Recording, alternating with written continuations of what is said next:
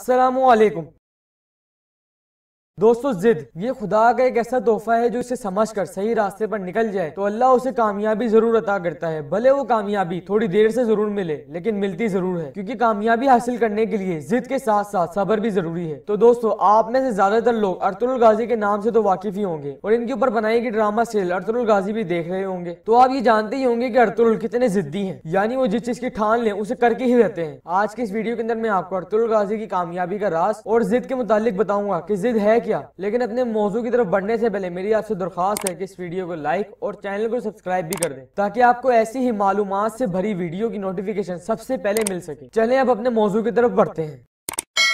दोस्तों, आपने अर्तुगरुल गाजी के सीजन 2 की आखिरी किस्तों के अंदर देखा होगा कि अर्तुगरुल तमाम कबीले वालों हत्ता कि अपने भाइयों के कई कहने पर भी हिजरत का अपना अटल फैसला नहीं तोड़ता। क्योंकि दोस्तों, अगर अर्तुगरुल गाजी बाज़ंतीन की तरफ हिजरत ना करता तो सल्तनत उस्मानिया कायम नहीं होती। क्योंकि उस दौर में एक तरफ मंगोल थे तो दूसरी तरफ ईसाई, और अर्तुगरुल ये बात बाखूबी जानता था कि उसका एक छोटा सा कबीला मंगोलों का सामना नहीं कर सकता। वो जानता था कि अगर वो मंगोलों के खिलाफ लड़ा तो उसकी पूरी जिंदगी लड़ने में ही गुजर जाएगी और उसे कोई कामयाबी भी नहीं मिलती, और उसी के साथ साथ कबीले के लोग भी उसके खिलाफ हो जाते। इसी वजह से उसने बाज़ंतीन की सरहद पर जाने का फैसला किया। और जो सल्तनत उस्मानिया की तारीख को जानता है उसे ये पता ही होगा कि उस्मान गाजी ने अपनी सल्तनत का आगाज बाज़ंतीन की सरहदों से ही किया था। जो इस मुतालिक नहीं जानता वो यूट्यूब पे सर्च कर देख सकता है। अर्तुगरुल की इस छोटी सी कहानी से हमें कुछ ये सीखने को मिलता है कि आप जब किसी काम में जिद पर अड़ जाते हैं तो ये देख कर अड़े कि उसका रिजल्ट क्या होगा। अगर उसका रिजल्ट ये होगा कि सब आपके खिलाफ हो जाएंगे तो उस जिद को तर्क कर दें, छोड़ दें, या कोई ऐसी जिद जो इस्लाम के खिलाफ हो उसे भी छोड़ दें, क्योंकि इससे आप ही को नुकसान होगा। लेकिन उसके बिल्कुल बरक्स, अगर आपकी जिद कुछ यूं है कि आप एक बिजनेस चला रहे हैं और अभी अभी आपने वो बिजनेस शुरू किया है, तो आप अपनी जिद पर अड़ जाएं कि इस बिजनेस को मैं उस मुकाम पर लेकर जाऊंगा जिसका ये हकदार है। इस रास्ते में आप पे बहुत ही मुश्किलात आएंगी, लेकिन आपको उसका सामना करना पड़ेगा, सब्र करना होगा। लेकिन यहाँ पर एक मसला ये आता है कि लोग ख्वाब ही नहीं देखते। अब वो एक छोटा सा बिजनेस अपना शुरू कर देते हैं और सोचते हैं कि भाई इसी में हमारा गुजारा हो जाएगा। लोगों की कमी ये भी है कि वो ख्वाब ही नहीं देखते, वो बड़े ख्वाब देखने से डरते हैं। आप बड़े ख्वाब देखिए कि इस बिजनेस को मैं उस मुकाम पर लेकर जाऊंगा